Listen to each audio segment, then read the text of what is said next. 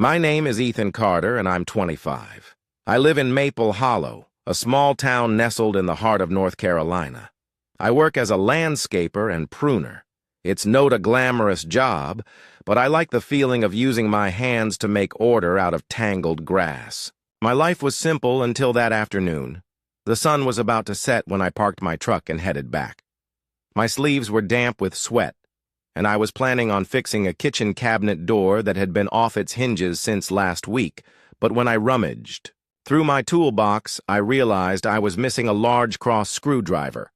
The only thing I needed to get the job done, I thought of the house across the street. Celeste Evans lived there, a tall, beautiful, reserved woman with neat brown hair and straight shoulders. She was older than me. I guess maybe in her 40s, but she kept her house, her yard, and herself in near-perfect condition. Every time I saw her from afar, the image always made me think of the word controlling the kind of person who wouldn't let anything fall out of order. We were only acquaintances. A few greetings when we passed each other at the post office, a few pleasantries on Thanksgiving. I had never set foot in her house, but today I needed a screwdriver. I crossed the street and walked up the front steps. The porch light had been on since early in the morning, casting a pale yellow light. I knocked 3 times. There was no answer. I was about to turn around when the door opened slowly and heavily, as if it were fighting against itself. Celeste stood there, and I stopped short. She was no longer the neat woman she usually was. Her hair was disheveled. Her makeup smudged around her eyes, her loose cardigan covered her torso. Her shirt unbuttoned a few times, the hand holding the glass of red wine almost empty. "Ethan," she said, her voice as if she had just cried or screamed. Her eyes were fixed on me, momentarily confused, momentarily lost in reality. "Excuse me. I just wanted to borrow a screwdriver," I stammered, feeling clumsy at the wrong time. "Look in the tool cabinet under the stairs." She interrupted, then turned away, not waiting for me to answer. I stepped inside, closing the door behind me. The inside of the house was a different world gone. Was the scent of bergamot essential oil that I had smelled whenever I passed by gone? Was the perfect order? The floor was strewn with tissues, the sofa was out of place. Pillows on the floor. A silver-framed photograph lay face down on the table next. To a wilted vase of flowers, the living room light was dim, as if it were about to go out. I paused in the middle of the passage, unsure whether to look for a real screwdriver or just make a peaceful retreat. Celeste sat down on the sofa, leaning back. As if exhausted, the empty glass in her hand fell to the carpet without breaking it, just rolled and stopped. "I just kicked Darren out," she said, not looking at me. Her voice was flat, almost emotionless. I stood still. I'd heard the name before her. Husband, the man who often came home late and never smiled next to his wife in the pictures hanging in the hallway. "So are you okay?" I asked a stupid question. I knew she laughed. It was half sarcastic, half broken. "Okay?" "No, Ethan, I'm not okay. But if I said I was okay, would anyone believe me?" She looked up at me for the first time. Those eyes, red, swollen, but still intelligent, looked straight at me, demanding confirmation. I didn't know what to say. Instead, I just nodded. "Can you sit for a moment?" she asked. Her voice was low, like someone trying not to drift away from herself. I walked over and sat on the edge of the sofa a little distance from her. No one spoke for a long moment. The living room fell silent. The clock on the wall ticked, reminding them both that time was still passing, even though everything else seemed to stand still. Celeste sighed, pulling her knees up to her chest, hugging herself.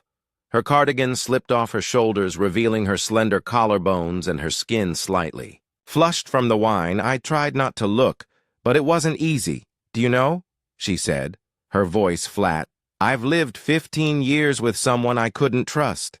I didn't answer. I didn't need to. The question was just a way for her to get off something that was weighing on her chest. I knew he was cheating from the first year, but I stayed. I told myself things would be different every time he cried and promised to change. I believed him, or I tried to believe him, maybe because I was afraid of being alone. Maybe because I thought at this age no one would choose me anymore. She looked at me this time. The look wasn't trembling. It was direct, almost challenging. I felt my heart constrict, not because of what she said, but because of that look. Both the desire to touch something real and the fear that it would vanish if I got too close. She stood up. I stood up too. Instinctively, I came to borrow a screwdriver. She said she walked toward the hallway slowly, as if testing her courage. Then she stopped looking back. "Can you come in?" The question came out lightly, but it carried an indescribable weight. I wasn't sure what I was thinking. I just followed. The bedroom was filled with a soft orange light from the bedside lamp. It was quiet. Nothing different except for me pounding heart. Celeste stood in the middle of the room, her back turned. Then very slowly she reached up to unbutton the first button of her blouse. I swallowed. I took a step back. "Celeste, stop." She stood still, another button undone. I stepped forward gently. I put my hand on her shoulder. "Please stop," I said again, this time almost in a whisper. She paused. Her whole body was shaking. I could feel it. In my palm. "I don't want this," I said, pulling my hand away. "Not when you're in pain, not when everything's so messed up." She turned around. Tears were streaming down her cheeks. She didn't try to hide them. "I just don't want to feel invisible. Another night," she choked out. I took my jacket and gently draped it over her shoulders. "You're not invisible," I said. She started to cry, silently, not resentfully, just tears. I stepped back, my eyes still on her, as if to convey something certain and real. Then I turned and walked out of the room before closing the door. I paused. "I'll come back if you want me to. But not tonight." I left that house, the cold wind blowing through my collar as if to pull me back to reality. On the way back, I felt no regret. I just felt my heart heavy, as if I had just carried someone else's nameless sadness. I knew one thing for sure: Celeste was sinking. But not everyone needed to be pulled up immediately. Sometimes people just need someone to stand there ready to wait when they decide. To rise, I will wait. 3 days later, I still hadn't seen Celeste come out of the house.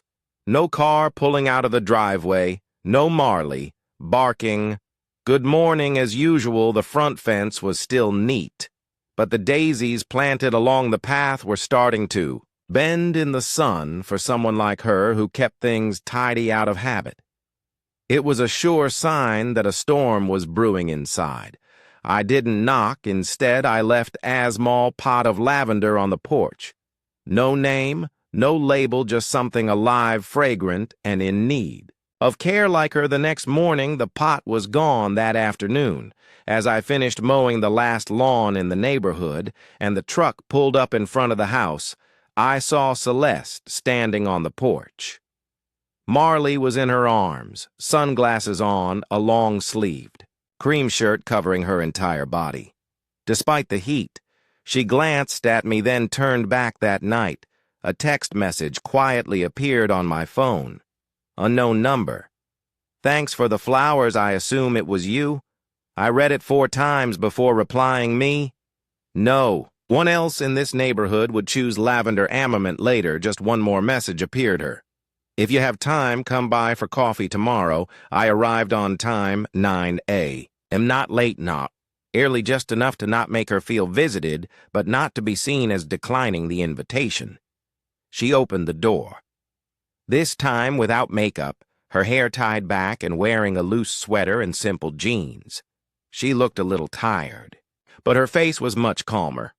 Marley jumped out to greet me as if I were a new member of the family.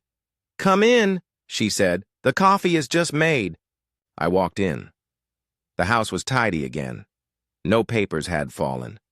No wine glasses were lying around. The scent of lavender was in the air. It was as if she was trying to clean up her own mess by cleaning everything outside. We sat at the small kitchen table. There were 2 cups of coffee and a plate of gingerbread cookies.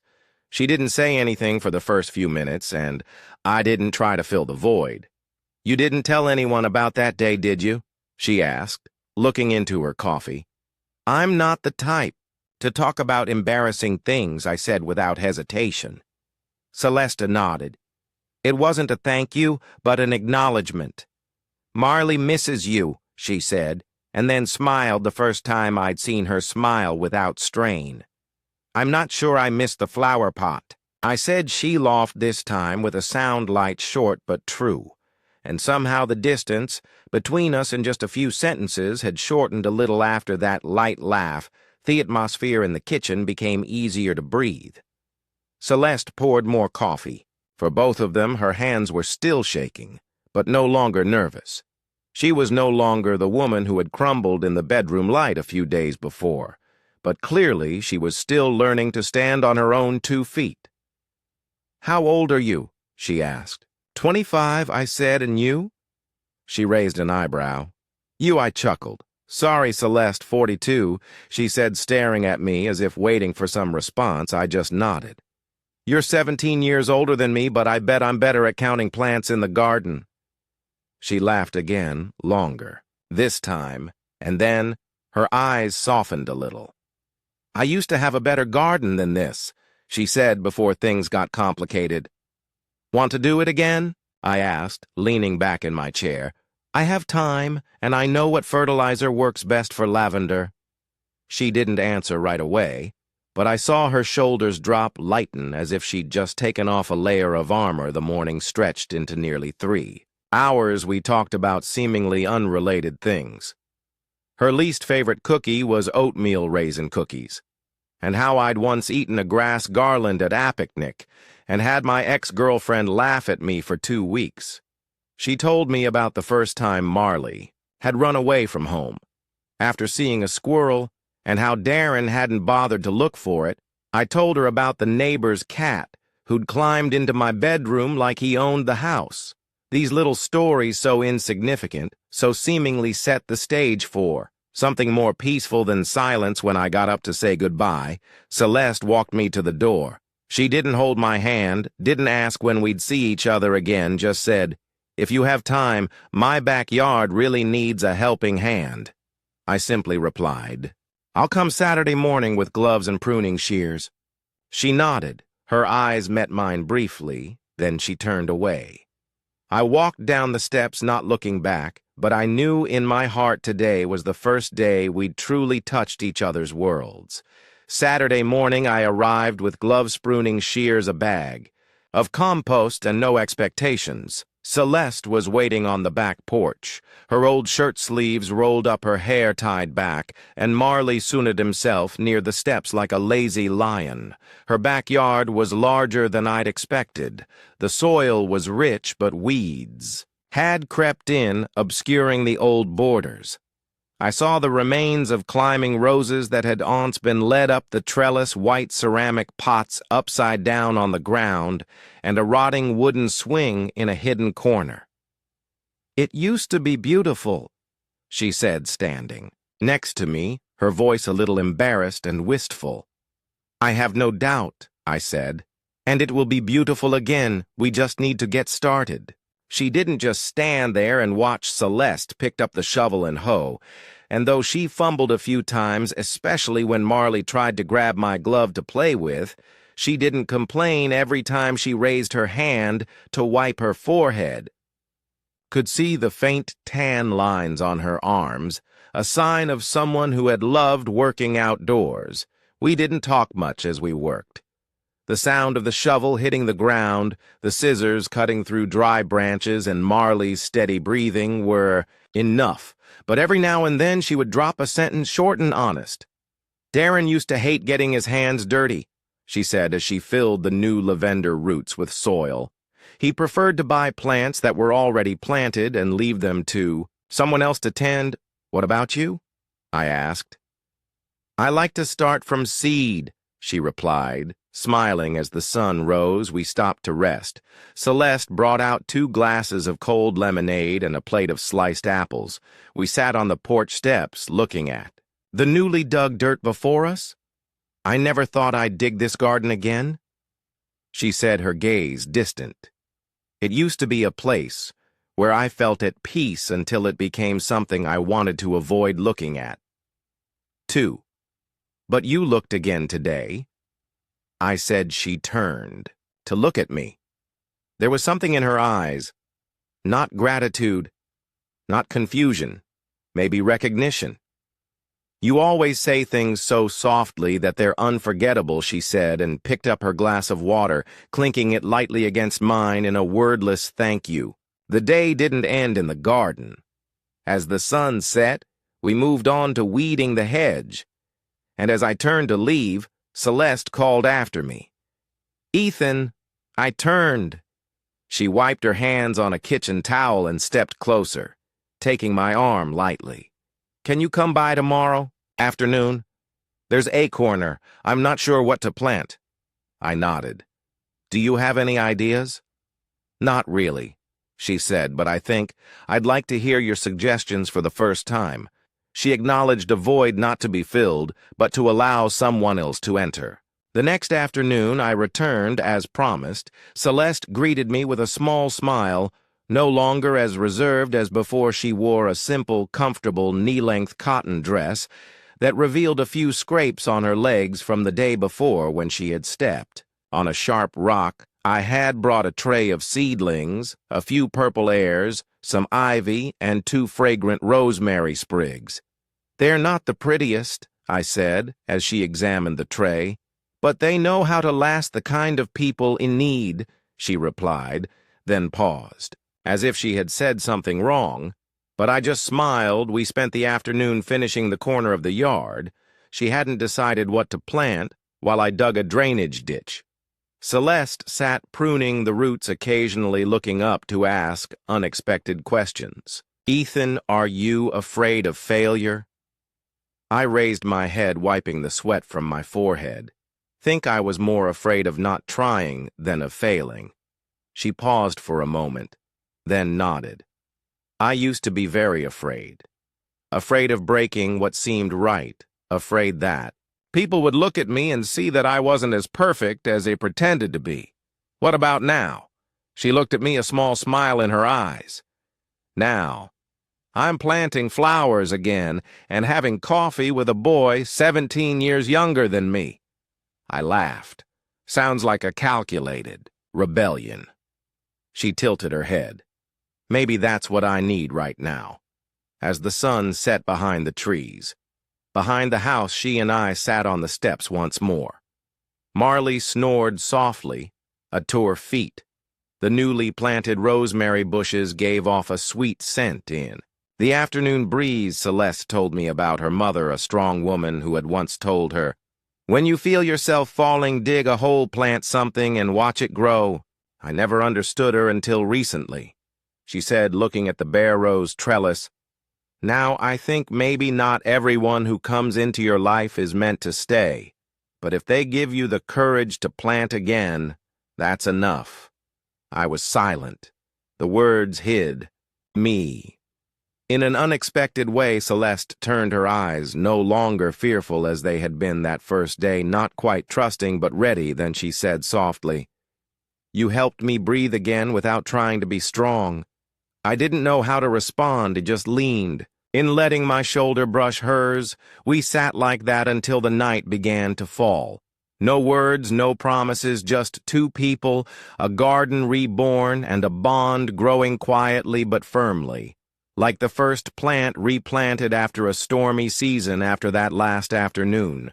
In the garden, Celeste and I began to have our own rhythm, unhurried, unnamed. She would leave a glass of iced tea on my front steps at noon, along with a note scribbled with something like, "Don't overwater the lavender." I would often come over to her porch in the late afternoon, carrying 2 iced coffees or a bag of gingerbread cookies, which she liked. We didn't schedule appointments, nor did we call them meetings. It was as if it had always been a part of life. like Marley waiting by the fence, like the steady sound of pruning shears. Every afternoon, one Friday evening, I sat with Celeste on her porch chair. There was a breeze, the scent of rosemary wafted from the backyard, and fireflies were beginning to flicker in the shade of the trees. "What do you usually do on the weekends?" she asked, turning her teacup in her hand. "I mow Mrs. Jenkins's lawn, then I go to the service station to fix the tiller at night. I sit and read old books, listen to sad indie music." I laugh. "What about you? I used to go to the farmer's market on Saturday mornings, have waffles with Darren, and then come home and watch Netflix. Now I still eat waffles, but only a little." She smiles. Other eyes are a little blank. "You could ask me to join you," I blurt out, then realize I'm telling the truth. Celeste tilts her head, as if considering something. I think I'm still learning how to sit alone without feeling empty. I nod. "Understand? I lost the person I was going to marry 6 months before the wedding." She walked out. It's the first time I've said that to Celeste. She's quiet for a long moment. Then softly, "Are you okay?" "I think so," I say, looking out at the trees ahead.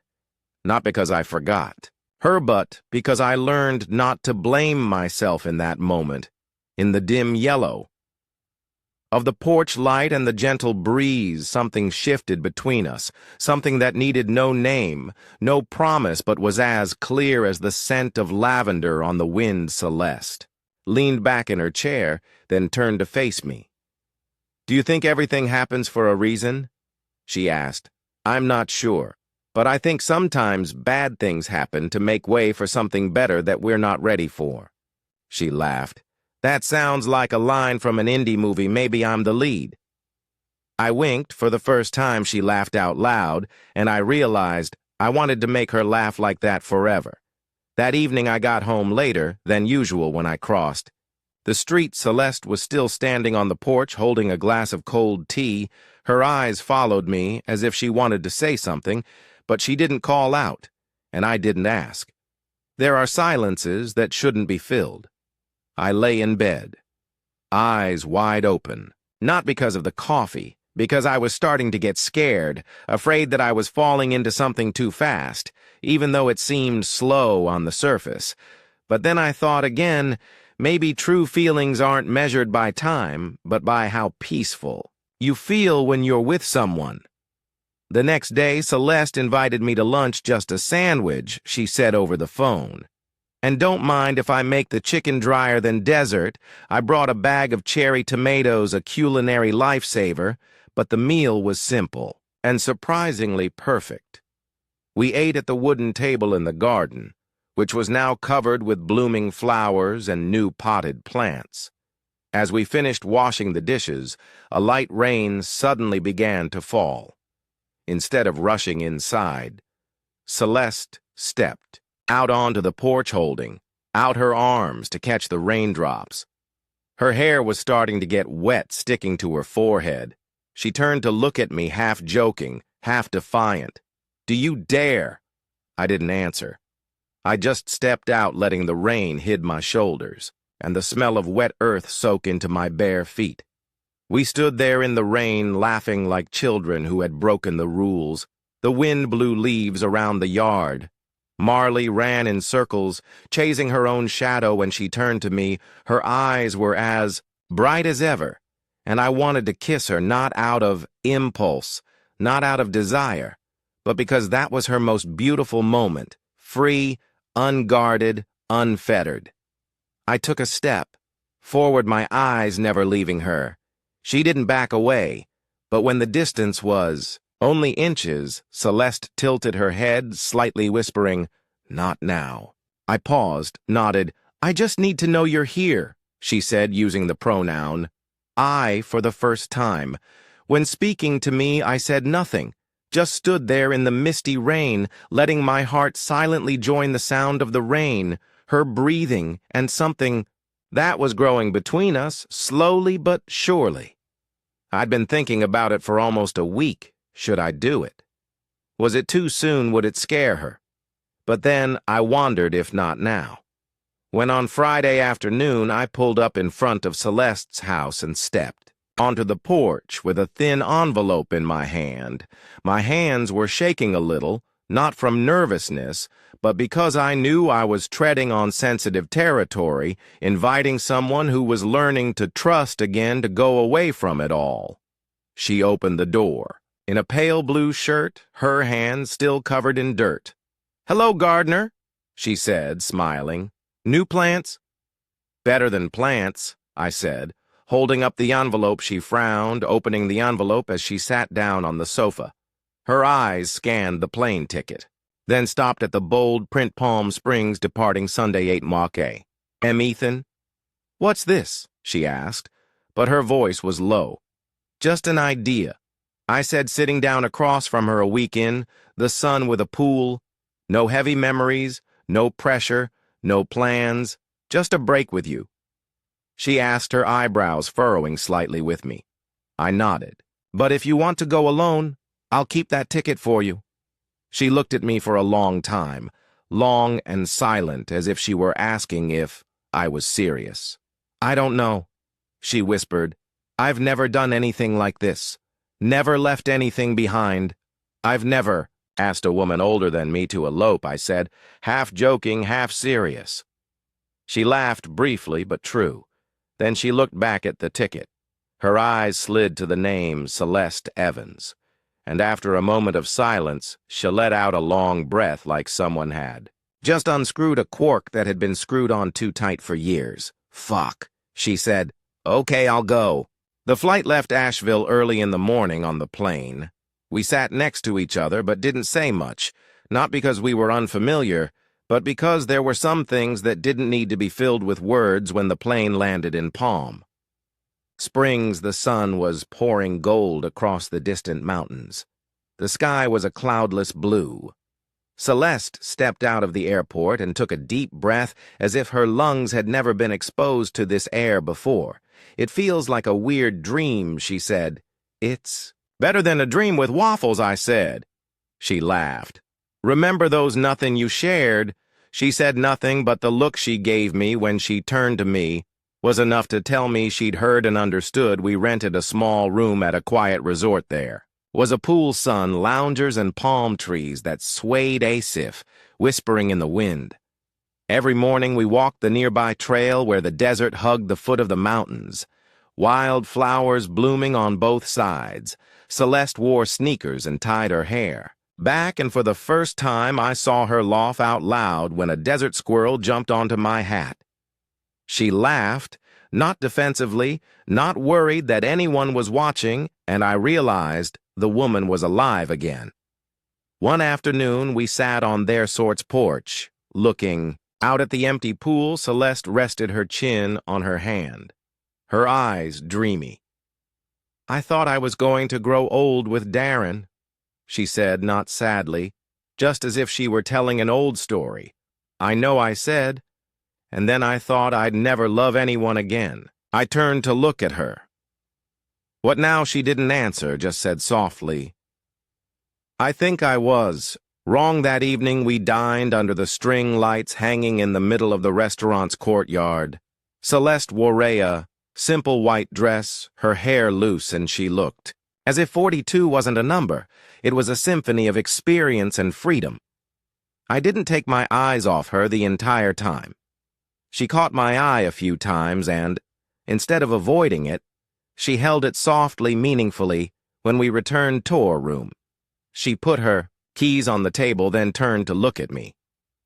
"Can you stay?" Her voice was calm, not shaky, not desperate. Like the first time I stepped forward, I put my hand on her cheek, and for the first time our lips met. There was no rush, just the right moment, the right person, the right feeling. The next morning I woke up while she was still sleeping, her back to me. The blanket loosely wrapped around her. The morning sun shone on her shoulders, shining like a light, only for those who have walked through the darkness. I didn't touch her. I just lay there, watching her breathe evenly, and I knew I loved her. We returned to the room after dinner, neither of us saying much, but the atmosphere was different. No more weariness, No more hesitation like before. Every step, every eye contact carried a quiet acknowledgement. We had crossed over to the other side of the familiar. Celeste took off her shoes, put her purse on the table, then turned to look at me. We stood facing each other in the tiny space of the resort room. The air conditioner hummed outside the window. The palm trees swayed in the night wind. No invitation, no need for questions. I walked over very slowly. She didn't retreat, didn't advance. She just looked at me straight in deep as if to check if I was serious. I reached up, touched her cheek lightly, then slid my hand to the back of her neck. She closed her eyes. Her breathing quickened, and when I leaned down, my lips touched her snot, with impulsive passion, but with all the gentleness I could muster. In a touch, the kiss was unhurried. It was like a whisper. You don't have to fight anymore. I'm here. We moved into each other, as if we'd been there all along, just not daring to knock. As I unbuttoned her shirt, my hands shook slightly, not with lust, but with emotion. Each layer of fabric that fell was a piece of the past, shed the invisible scars, the fear of being touched. The memories of being taken, advantage of slowly receded. She stood there unprotected, both in body and soul. Are you sure? She asked, her voice very soft. Sure. About what I asked again, about choosing me. I stepped forward, holding her close. I'm not broken. You're just hurt. But you're still standing here, still beautiful, still real. I felt her body soften in my arms, as if she had finally allowed herself to lean on someone without fear of being pushed away. We made love slowly. It was unlike any other night I'd ever had. Not a fiery night of desire, but a journey of trust. Every touch, every breath carried a question. Are you okay? And every time Celeste held me tighter, responding with her body and her eyes. I knew the answer was yes, this time I choose. She whispered my name in the middle of the night in a soft moan, as if calling out to something sacred that she didn't dare believe was real. I whispered her name back, not as a man calls a woman, but as someone confirming that she had found what she had been searching for. We lay side by side in the dark, neither of us speaking. The hum of the air conditioner was like the steady breathing of the room on the other side of the glass door. The street lights reflected the palm branches swaying in the night wind. Celeste rested her head on my chest, her fingers tracing light circles on my skin, slow, steady, aimless, just a way to touch without letting go for. The first time in years, she said softly, I don't feel like I have to force myself to be loved. I said nothing. I just tightened my arms around her, and in spoken acknowledgement, Ethan. She whispered afterward, You're unlike anyone I've ever met, good or bad. So good that it scares me. She said it more honestly than I'd ever heard her say. I tilted my head slightly, kissing the tangled hair that smelled of shampoo. You can be scared, I said, as long as you don't disappear. She smiled. I could feel it in the slight movement of her cheekbone against mine. We woke up as the sun was just touching the blinds. Neither of us rushed to get up. Neither of us pretended the night had never happened. She sat up first, wrapping the blanket around herself, as was her old habit. But when she turned to look at me, her eyes were no longer defensive. Just a small smile, warm and a little embarrassed. Your hair is a mess. A crow's nest is nice, I said, as long as there are real birds in it. He shook her, head smiled and got up to go into the bathroom, and when the door closed behind her, I could still hear her giggling through the wood. It was a sound I knew I would remember forever. That morning we ate breakfast in the resort's backyard, a place with white umbrellas, wooden tables, and blooming cacti over hot coffee. Celeste wore an earthy maxi dress, the sunlight highlighting her tanned skin and the smile that was always on her lips. She looked free, not pretending to be okay, but the lightness of someone who had just unloaded a burden that had been weighing her down for years. "You know," she said, stirring her spoon in her coffee, "I thought I'd never want to sleep next to anyone again. Not because of sex, because of the feeling of being seen." And now she looked straight at me. "Now, I think if I were you, I wouldn't have to hide it anymore." The day passed in a series of leisurely strolls. We stopped by a used bookstore, bought a miniature cactus she named Frankie, and took pictures by the Bougainvillea wall. No one mentioned last night, but there was no need. The way Celeste held my hand as we crossed the street, the way she leaned her head on my shoulder in the car ride back to the resort, the way she laughed when I accidentally spilled my drink. All of it made one thing clear: last night wasn't a random moment. It was a starting point. We returned to Maple Hollow on a Monday morning. The air was calm, the clouds drifting slowly as if they were trying to prolong the holiday. No one spoke much in the car, but the silence was no longer distance. It was the peace of two people who had just stepped out of a new chapter and were opening the next one together. Marley barked loudly as we entered the yard. He jumped up, scratching my leg as if to reproach me. "Why haven't you been home for so long?" Celeste laughed loudly, kneeling down to hug the golden retriever to her chest. I stood still for a moment, looking at them and feeling home. The space was familiar, but not the same as before Celeste's. House suddenly had a new color, not because of repainting or additional decoration, but because for the first time I entered it as someone who was staying.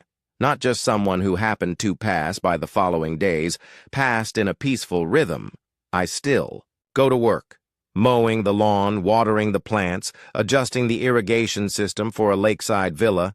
But every afternoon I stop by her house, sometimes just to drop off a cool cup of tea, sometimes to water the garden together. Some days I come for no reason at all.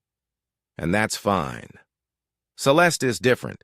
She spends more time writing, reorganizing old drawers, clearing out things that have been there for too long. One day I saw her sitting on the porch tearing pages from an old diary and tossing them into the wind. I didn't ask, I just sat next to her silently with her. She smiled more, and more importantly, she smiled without apologizing for being happy. One Wednesday night we sat on the porch, Marley stretched out at her feet, the breeze carrying the scent of the newly blooming roses. Celeste held a cup of hot tea, turning the porcelain cup as if considering something I thought, after Palm Springs, I would come back and find. "Things older," she said. "But no, I felt lighter because of change," I said. "Or because you brought me out of my self-imposed confinement," she said, turning to look at me.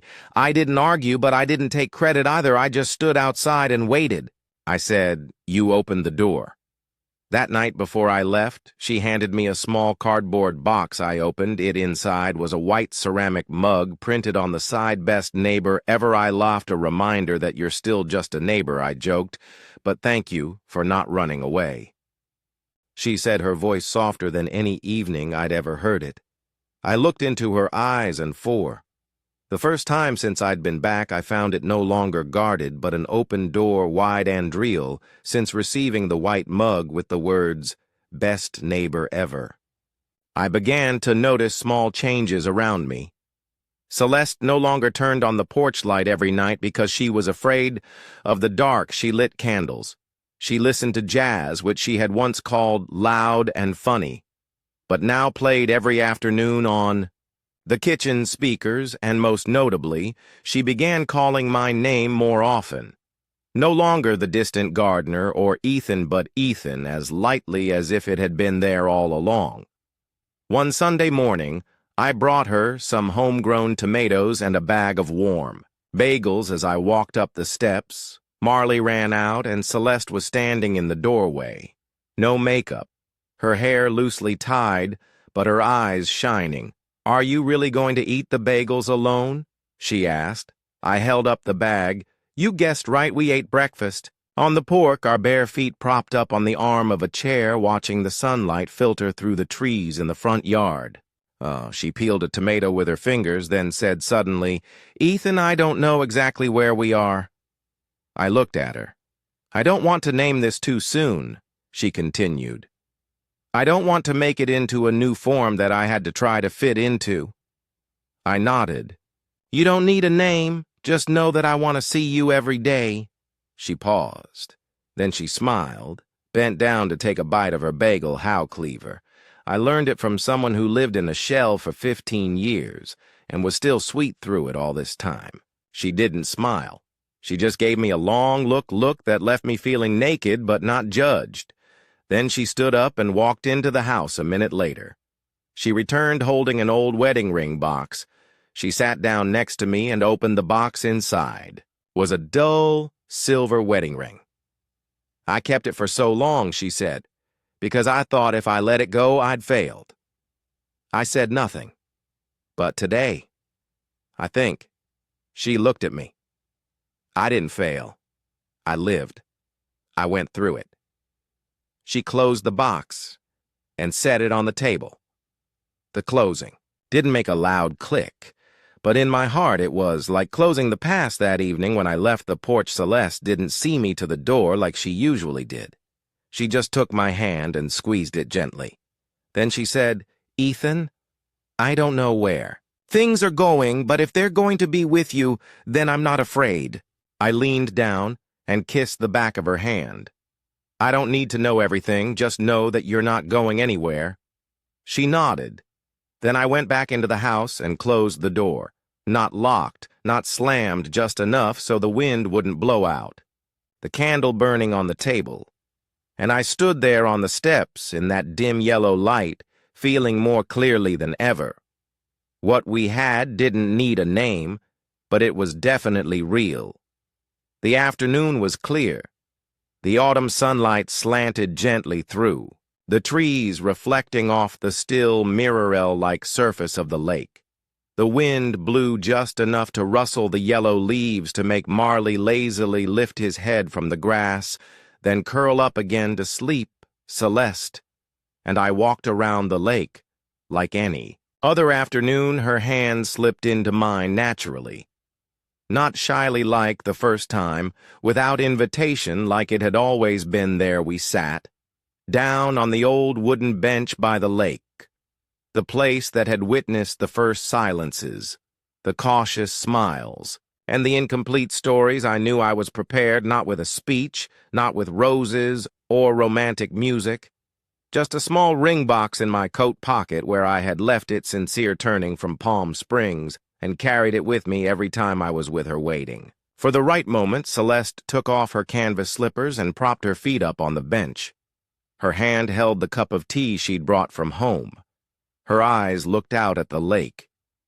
"Ethan," she said after a moment of silence, "I thought I would grow old alone." I didn't reply. Sometimes the truest words need to be let go before they can be touched.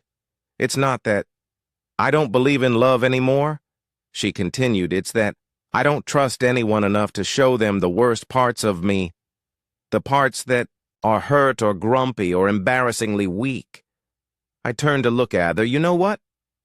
I asked. "I love all of that." She smiled, bowing her head slightly. "You don't know who I used to be. I used to have everything under control. I used to have my life planned out hour by hour, week by week, year by year. But with you, there's no plan. And that's where I feel safest." My heart felt heavy. Not from worry, but from the ripening of my feelings. I exhaled slowly and reached into my pocket. "Celeste," she turned. The sunlight fell on her hair at just the right moment, so bright that I almost squinted. I knelt. No preparation, no background music.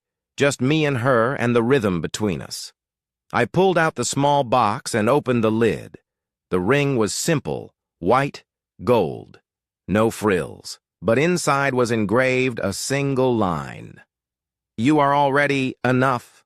She looked at the ring, then at me. Her hand came up to cover her mouth. I said almost in a whisper, I didn't come here to complete you. You are already enough to hurt enough to be strong, enough to be beautiful in your own way.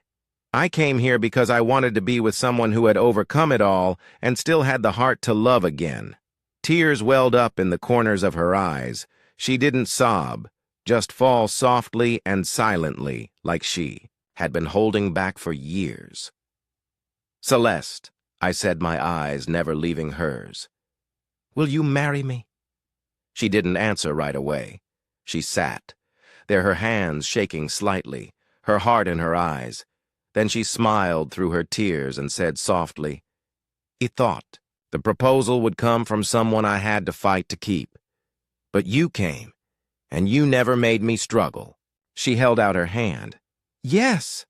I slipped the ring onto her finger. It fit perfectly, as if it had been waiting for her, as if she had waited for this all her life, but only when she stopped looking did it come.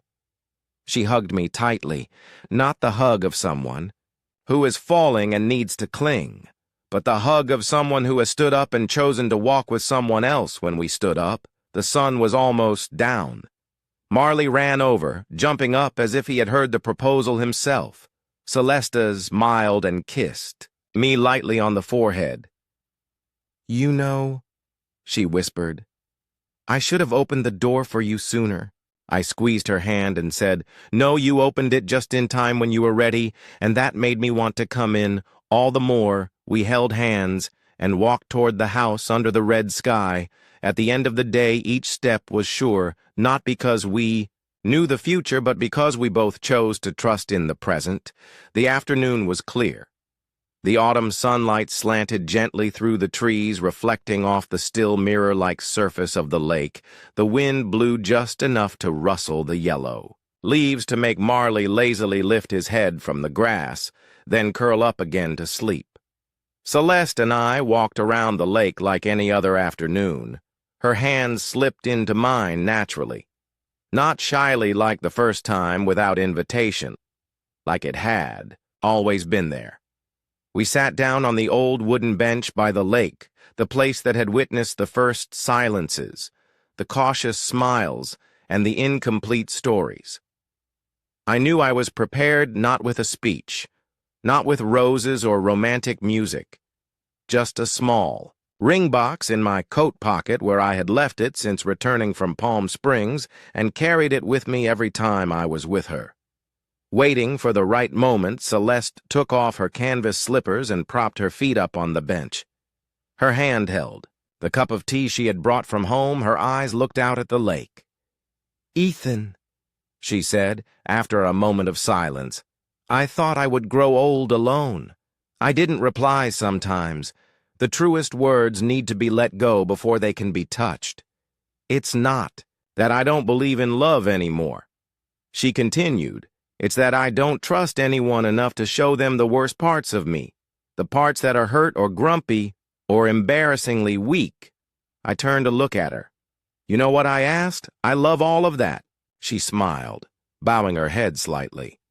You don't know who I used to be. I used to have everything under control.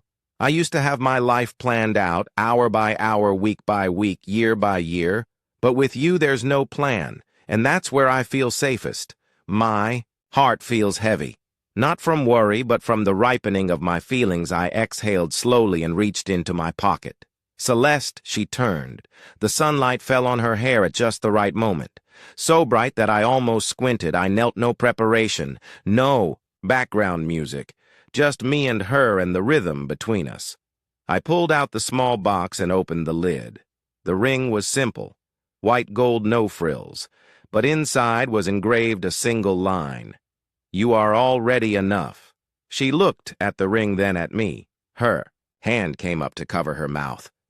I said almost in a whisper, I didn't come here to complete you. You are already enough to hurt enough to be strong enough to be beautiful in your own way.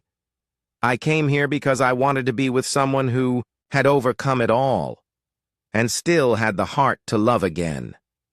Tears welled up in the corners of her eyes. She didn't sob, just fall softly and silently like she had been holding back for years. Celeste. I said, my eyes never leaving hers. Will you marry me? She didn't answer right away. She sat there, her hands shaking slightly, her heart in her eyes. Then she smiled through her tears and said softly, I thought the proposal would come from someone I had to fight to keep, but you came and you never made me struggle. She held out her hand, yes. I slipped the ring onto her finger. It fits perfectly, as if it had been waiting for her, as if she had waited for this all her life. But only when she stopped looking did it come. She hugged me tightly. Not the hug of someone who is falling and needs to cling, but the hug of someone who has stood up and chosen to walk with someone else when we stood up. The sun was almost down. Marley ran over, jumping up as if he had heard the proposal himself. Celeste smiled and kissed me lightly on the forehead. You know, she wailed, I should have opened the door for you sooner. He squeezed her hand and said, No, you opened it just in time when you were ready. And that made me want to come in all the more. We held hands and walked toward the house under the red sky. At the end of the day, each step was certain, not because we knew the future, but because we both chose to trust in the present. We started calling each other by different names. I called her home, and she called me Windkeeper because, as she once said, I'm not forcing you to change, I'm just keeping you from being swept away. On rainy evenings, we'd lie on the sofa, Marley and Pepper between us like a feather pillow that could move. Celeste read, I listened to music, or fixed something around the house. No one needed to talk constantly. Silence was no longer scary. It was part of the intimacy. One day I accidentally knocked over a jar of fish sauce in the kitchen. The smell was strong all over the floor, and there was a mess of cleaning up. I thought she'd get mad, but Celeste just stood there, arms crossed, watching me. Mopped the floor with her pink gloves and then burst out laughing. You married the right person, she said, because no one else would dare to use this floral towel to mop up fish sauce. One day in mid-March, she and I walked to the old lake where the proposal had been made. It was chilly, but clear. The trees were still dormant, with only a few buds beginning to sprout. She looked at the water, then turned to me. Ethan. I turned back. I'm still not sure I know how to love properly, but one thing I'm sure of: every morning when I wake up, I want to turn around and see you still there. I squeezed her hand, and if I don't, you know I'm downstairs burning sandwiches, right? She laughed, shrugged. Probably. She leaned her head on my shoulder and whispered, We doing it right. Right. I don't know. But if this is wrong, then I don't want to be right anymore. I don't know how to define what Celeste and I have. It didn't start with fire. It started with a door slightly open, a small flower pot, a refusal at the wrong moment, and a nod at the right moment. We weren't perfect. She was broken. I was scared, but every day we chose to stay, not because we needed to, but because we wanted to. If someone asked me what love was, I wouldn't give a definition. I would just tell them about the afternoon by the lake, the old wooden chair, and the 42-year-old woman who thought she was past the age of being loved, but still agreed to hold my hand, 17 years, younger than her, to continue walking together. And I would say love doesn't need to be perfect, it just needs to be real and enough to be called staying team.